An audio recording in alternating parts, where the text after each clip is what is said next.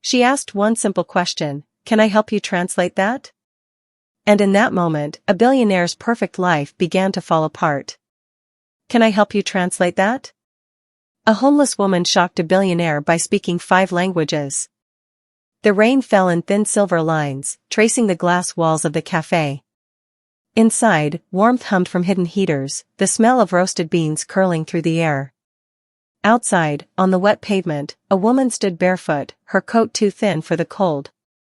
Her hair clung to her face, strands dark and dripping. A man in a navy suit watched her from his corner seat, his watch gleaming brighter than her entire world. He was Leonard Vale, the billionaire no one could ever approach without an appointment. She raised a cardboard sign toward the window, the ink blurred but legible. "Hungry. Need help." Leonard sighed, eyes flicking to his phone. His reflection in the glass looked sharper than the woman outside. He waved for the waiter and muttered something about cleaning up the view. But then he noticed something strange. The woman was speaking. Not begging, not shouting.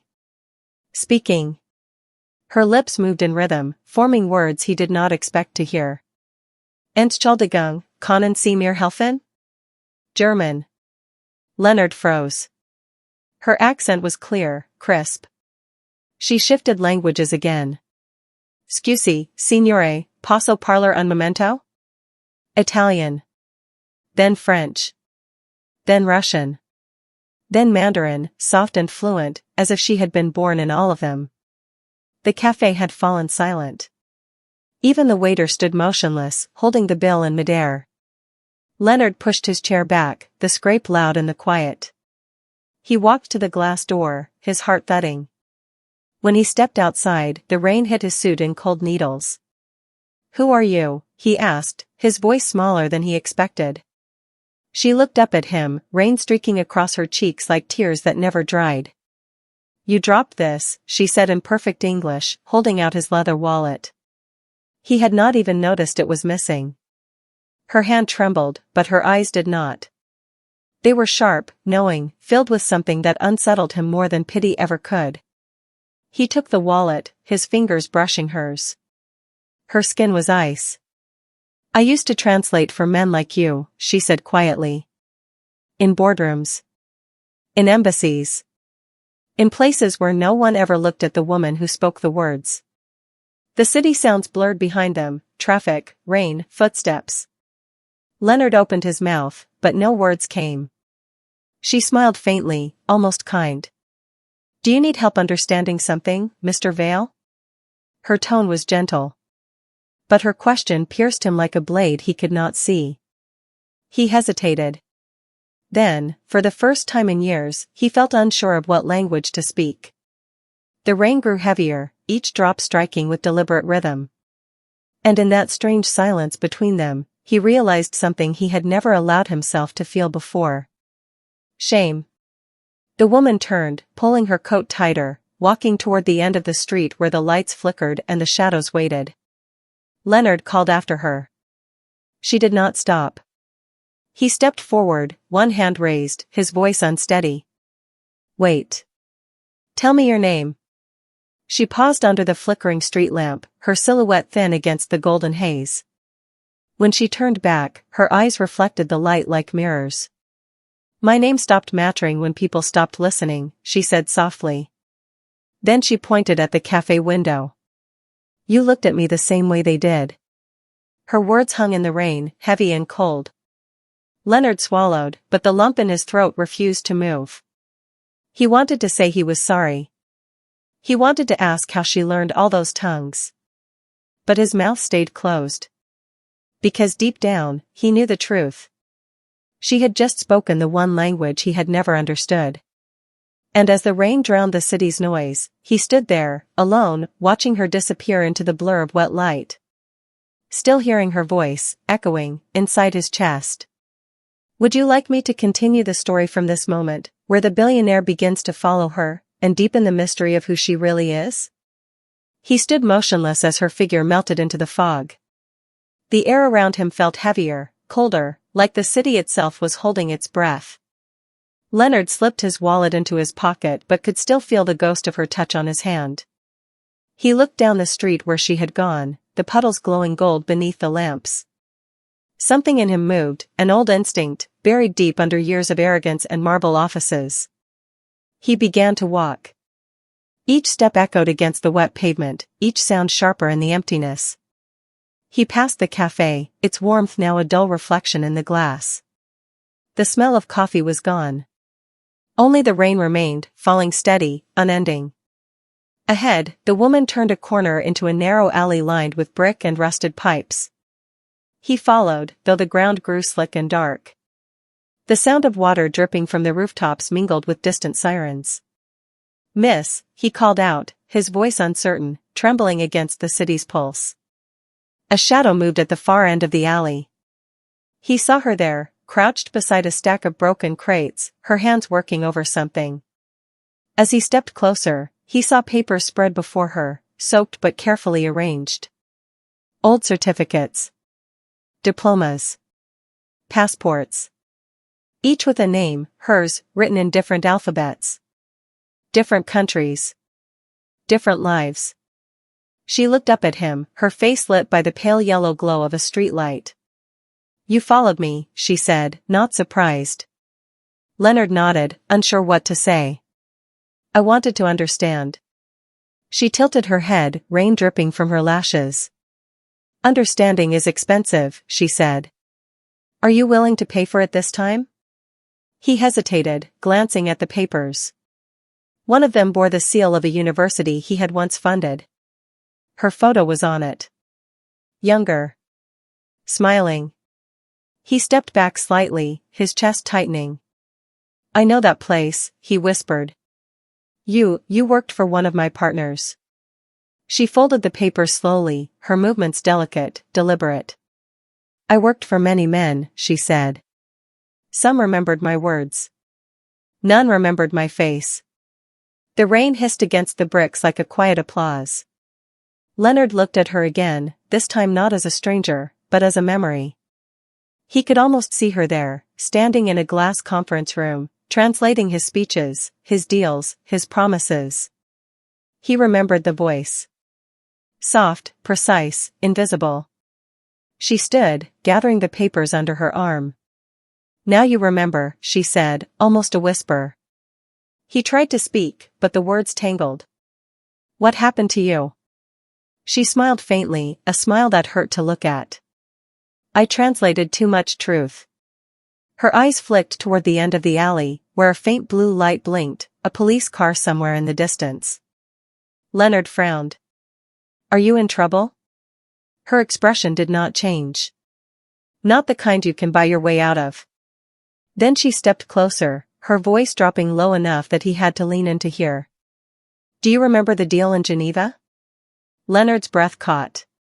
His mind flashed to a meeting years ago, closed doors, foreign investors, the missing interpreter who vanished after that night. He looked into her eyes, and for the first time, he felt something more than shame. Fear. The rain had stopped. The silence was louder than before. She turned away, her figure blurring again into the mist. Leonard's pulse thundered in his ears. "Who are you really?" he whispered. She did not turn back. Her answer came soft, carried by the echoing alley. Leonard stood frozen in the alley, his breath coming in shallow bursts. The word Geneva echoed in his mind, cutting through the fog like a blade. He knew that deal. He remembered the conference room, the polished table, the men in dark suits with eyes that never blinked. And the translator, her voice steady as she bridged languages that had more lies than truth. He remembered signing papers he never read. He remembered her eyes when she realized what they meant. Now, years later, her voice still lingered in the air, haunting him like the hum of a forgotten song. He turned toward the end of the alley, but she was gone. Only the sound of dripping water remained. Leonard ran forward, shoes splashing through puddles, scanning every corner. She had vanished into the maze of the city, as if the rain itself had swallowed her. He stopped under a flickering street lamp, his reflection rippling beneath him. "Every word you never understood," he whispered. The phrase felt heavier each time he said it. He reached into his wallet and pulled out one of his business cards, crisp and gold-edged. It felt absurd now, a symbol of control in a night where he had none. He turned it over, writing a number on the back with shaking hands. Then he looked around, searching for something, anything, that might lead him to her again. That was when he saw it. A folded slip of paper wedged in the crack of the alley wall, soaked but intact. He pulled it free carefully, the ink blurred but still legible. His name. Leonard Vale. And below it, a line written in 5 different languages, French, Russian, Mandarin, Italian, German, each saying the same thing. You will have to translate the truth yourself. His pulse quickened. He turned the paper over and saw a logo printed faintly at the top. A black sigil, the one from the Geneva contract. He felt the rain return, harder now, each drop like a memory crashing against him. He tore the paper open further and found something else inside, a photograph. Her, standing beside a group of men in suits. Him among them. He had no memory of when it was taken. She looked different, confident, alive. Her smile reached her eyes. And in her hand was a folder marked Confidential Translation Record. Leonard's stomach turned cold.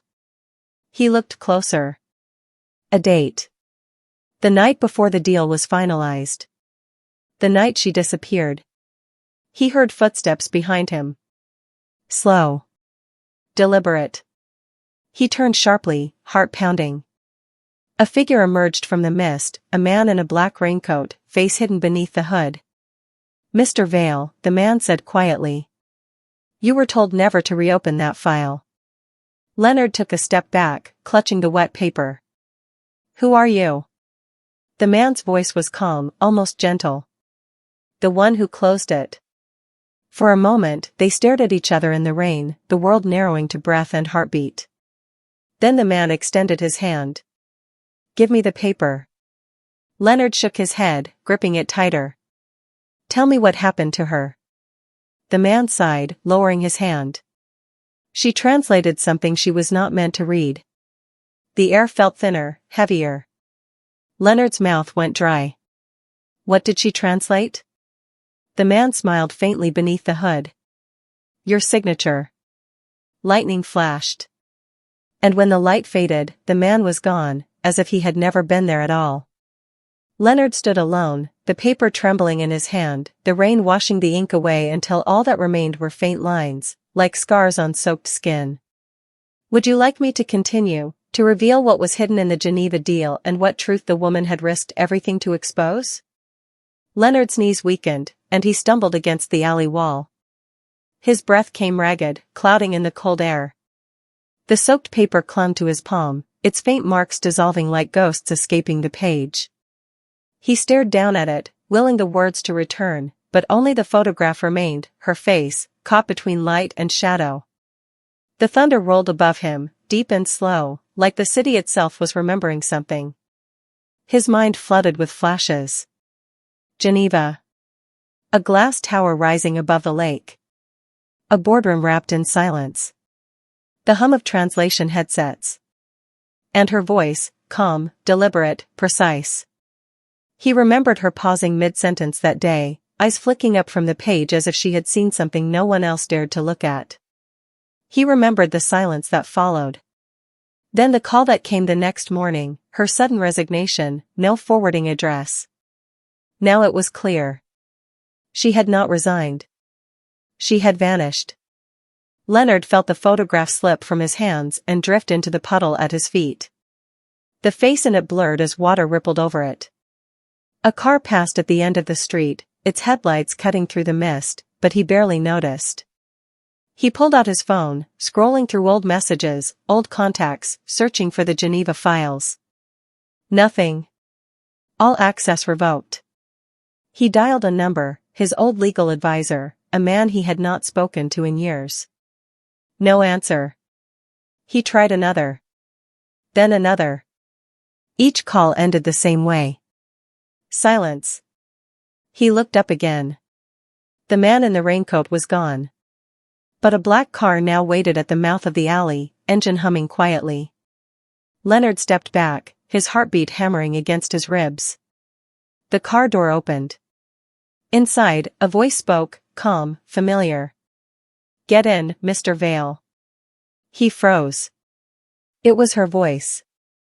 The same soft rhythm, the same tone that once carried his words across continents. But it sounded different now. Stronger. Colder. He stepped closer, the rain washing over him in waves. The window rolled down, revealing her face. No longer the fragile woman in the rain. Her hair was clean, pulled back. Her eyes were sharp, alive. "Surprised?" she asked. He could barely speak. "I saw you." "You were homeless," she finished, a faint smile curving her lips. Her voice did not tremble.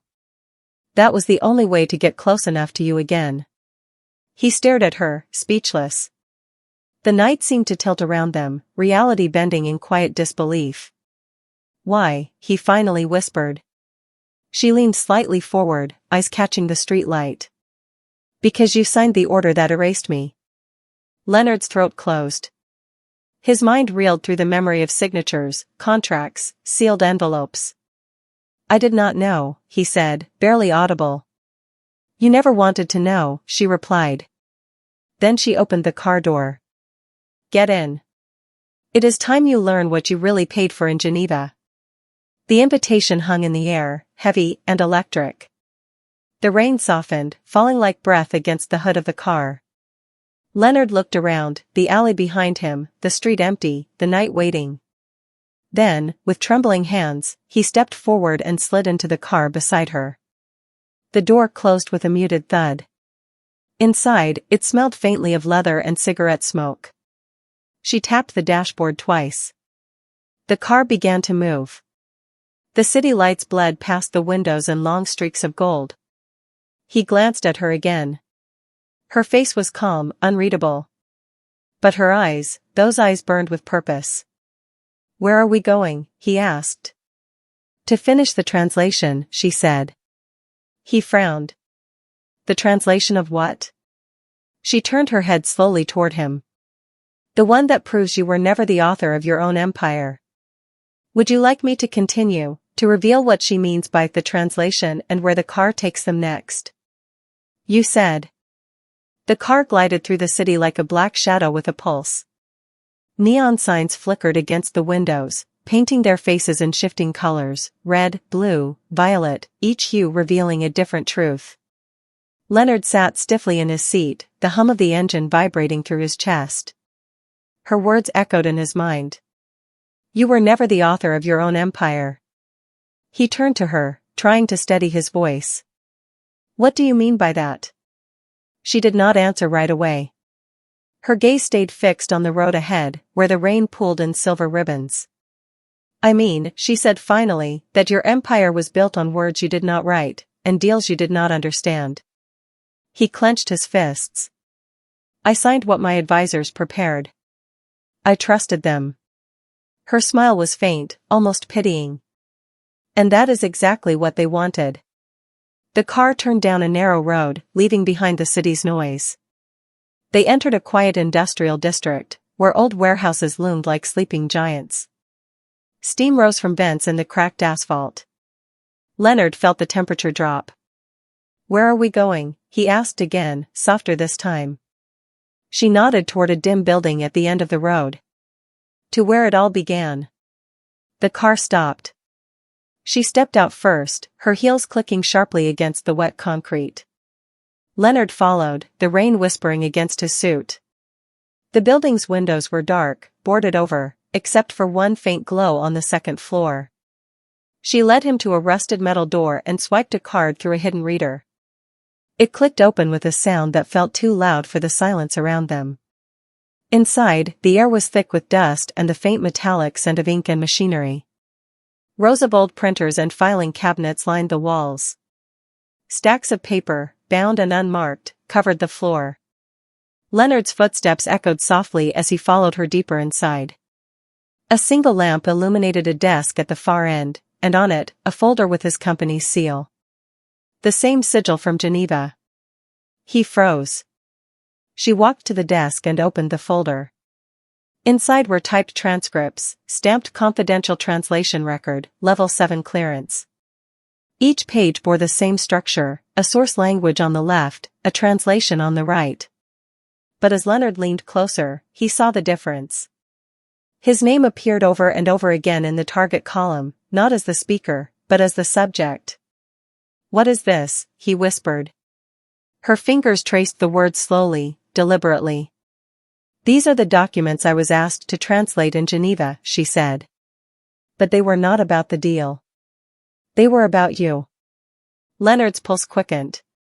He scanned the text, rows of coded phrases, legal clauses wrapped in foreign syntax. The translations on the right made his blood run cold. They spoke of transfer of ownership, silent partnerships, executive proxy authority. Every page stripped away another piece of his control. He had signed away everything, his company, his patents, his influence, under layers of language he never questioned. He felt dizzy, gripping the desk for balance. "You are saying they used me?" he asked. She met his eyes. "I am saying you were the signature. The story they needed to make their empire look human." He sank into a chair, his mind unraveling. His fortune. His reputation. His name. All borrowed. All scripted. By others. By her words. By her translations. He looked up at her, his voice breaking. "Why are you showing me this now?" Her expression softened, but her eyes stayed fierce. "Because you have something they did not know I kept." She reached into her coat and placed a small flash drive on the table. Its casing was cracked, half-burnt. "This," she said, "is the original recording from that night in Geneva." Leonard stared at it, the world narrowing to that single piece of metal. He reached for it, but she pulled it back slightly. "There is something you should hear before you decide what to do with it." She pressed a small button on the drive. A faint click. Then, her voice. Younger. Clear. And his. But there was another voice too. One he recognized only faintly. A man's voice. Calm. Measured. Reading out clauses that did not exist in the final version of the contract. Clauses that gave control of his entire corporation to an unnamed consortium. Clauses signed under his authorization. Except, it was not his voice on the authorization recording. It was a perfect imitation. Leonard's heart stopped. "That is not me," he said, breathless. She nodded slowly. "I know. That is why I disappeared." The room seemed to tilt. The rain outside intensified, drumming against the metal roof. Leonard pressed his hands to his head. "They forged me." She stepped closer, her tone steady. "They erased you." He looked at her, eyes wide, desperate. "What do we do now?" She looked toward the window, where the lights of the city pulsed faintly through the rain. "We make them translate their own lies. Would you like me to continue, to show how they expose the conspiracy, and what happens when the people who erased him discover she is still alive?" The rain eased into a soft drizzle, as if the city itself was finally exhaling. They stood in the quiet warehouse, the hum of the machines long dead, the flash drive resting between them like a living thing. Leonard's reflection stared back at him from the metal table, older now, smaller, stripped of everything except truth. For the first time in his life, he felt lighter. She watched him, her face calm but unreadable. "You can still walk away," she said. "You can burn this and go back to the illusion." He looked at her, the corners of his mouth twitching with something close to a smile. "I have lived inside the illusion long enough," he said. He picked up the flash drive, its cracked casing cool against his fingers. Outside, dawn was beginning to touch the sky, pale light seeping through the broken windows, chasing the shadows from the corners. They walked out together, their footsteps echoing softly in the hollow space. At the door, she paused and turned toward him. "You know they will come for you when this goes public," she said quietly. He nodded. "Let them come. I want them to see who wrote the real story." She smiled faintly, the kind of smile that belongs to someone who has already lost everything and learned to live beyond loss. I never wanted revenge, she said. Only for the truth to speak again. The wind carried her words through the open doorway, mingling with the distant hum of morning traffic. Leonard looked at her one last time. After this, he asked, what will you do? She looked toward the light, her voice barely above a whisper. I will keep translating. There are still people who need to be heard. He nodded slowly, and for a long moment, neither of them moved. Then she turned and walked into the rising sun, her silhouette framed in gold, her steps steady, unhurried. Leonard watched until she disappeared into the brightness. Then he slid the flash drive into his pocket and took a deep breath. For the first time, his words, his own words, would speak for themselves. He stepped into the street, where the rain had stopped and the world waited, quiet and awake.